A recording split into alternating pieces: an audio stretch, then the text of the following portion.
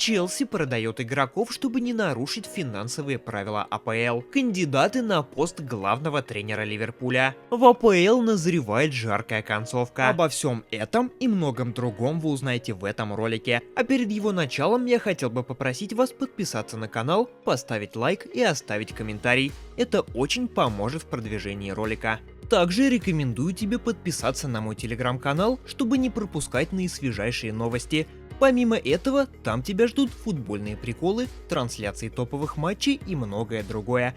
Поэтому не стесняйся и переходи на канал по ссылке в описании. Журналист Дэвид Орнштейн рассказал, каких тренеров изучает Ливерпуль. Роберто де Зерби достаточно храбрый для того, чтобы сменить Клопа, но я не думаю, что выберут его. Рубен Амарим из Спортинга точно в списке. Он один из кандидатов, но, как я понимаю, он не фаворит, потому что фаворитов пока нет. Есть и другие варианты. Тиаго Мотта из Болоньи и Инзаги из Интера. Ричард Хьюз хорошо их знает. Есть и такие тренеры, как Томас Тухель, Ханс Дитер Флик. Но Ливерпуль пока не определился, сказал журналист The Athletic. Касательно Роберто де Зерби, инсайдер Николас Кира сообщил, что он готов покинуть Брайтон для перехода на новый уровень. По его информации, специалист готов покинуть ЧАЭК ради работы в топ-клубе. Интерес к нему проявляют уже названный Ливерпуль, Барселона и Бавария. При этом сам специалист предпочел бы вернуться в серию А. Нападающий Барселоны Роберт Левандовский хочет остаться в клубе на следующий сезон, несмотря на крупное предложение из Саудовской Аравии. Саудовцы давали форварду оклад в 100 миллионов евро в год, а Барселоне были готовы выплатить 40 миллионов в качестве компенсации. Однако сам поляк хочет остаться в Европе и уже ответил отказом. В Барселоне поддерживают решение Роберта, так как считают, что заполучить летом забивного нападающего будет крайне сложно. Клуб связывали с нападающим Наполи Виктором Осимхеном, но он стоит минимум 120 миллионов евро. В Каталонии надеются, что новичок клуба Витор Роке сможет освоиться в течение следующего сезона и заменить Левандовски.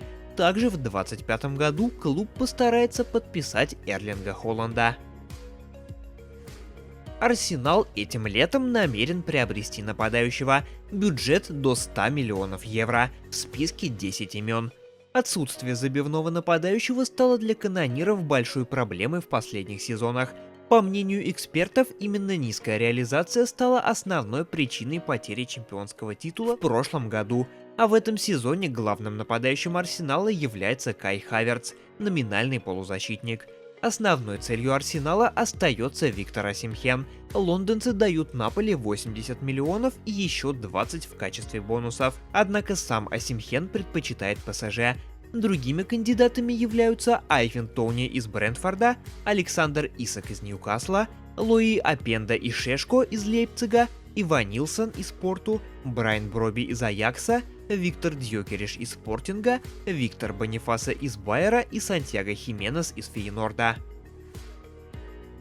Челси летом готов продать капитана команды Риса Джеймса и Конора Галлахера. Как пишет The Times, лондонский клуб хочет получить более 100 миллионов фунтов дополнительного дохода, чтобы не нарушить финансовые правила АПЛ. В связи с этим Челси готовится продать Джеймса и Галлахера. После крупных трат на покупку игроков, назначения тренеров и других членов штаба, на Челси нависла угроза нарушения финансовых правил АПЛ. Чтобы избежать наказания, аналогичного тому, что уже было вынесено Эвертону и Ноттингем Форест, лондонцы планируют продавать воспитанников. Если Джеймса и Галлахера удастся продать до 30 июня, Челси сможет включить полную сумму их трансферов в отчеты за сезон 23-24. В августе прошлого года 24-летний Джеймс стал капитаном Челси, но из-за травм сыграл всего 9 матчей в этом сезоне. Его контракт с клубом рассчитан до 2028 года. Рис провел за Челси больше матчей, чем любой другой игрок нынешнего состава. За него руководство Челси хочет получить 60 миллионов фунтов, а на Галлахера нацелены несколько клубов АПЛ, Вест Хэм и Тоттенхэм в их числе. Его контракт с Челси рассчитан до 2025 года, поэтому клуб может потерять его бесплатно, если не продаст летом 24 или не согласует с ним новый контракт. При этом Конор, как отмечается, хочет получить значительного повышения зарплаты. Датский хавбек Тоттенхэма Пьер-Эмиль Хёйберг может уже вскоре сменить клубную прописку. Есть большая вероятность, что 28-летний уроженец Копенгагена покинет лондонский коллектив ближайшим летом. Об этом сообщает Фабрицио Романо. Текущее соглашение полузащитника истекает летом 2025 года, однако игрок центра поля оказался не нужен Тоттенхэму, который настроен его продать.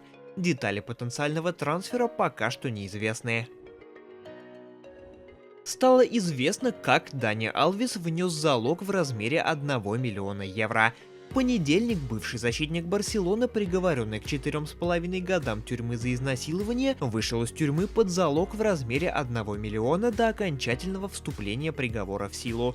При этом у Алвеса забрали паспорта и обязали еженедельно отмечаться в суде. В программе Фиеста рассказали, как Алвесу удалось выплатить залог. По данным источника, деньги Дани предоставил не один человек, а компания. Это бразильский журнал, который предоставил деньги в обмен на эксклюзивную статью о жизни Алвеса. С ним запишут интервью в видеоформате.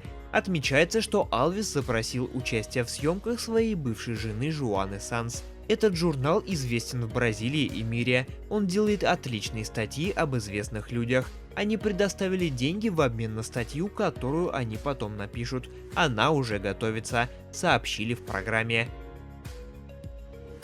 Вчера состоялся матч 30-го тура английской премьер-лиги между Манчестер Сити и Арсеналом. Игра завершилась ничейным результатом 0-0.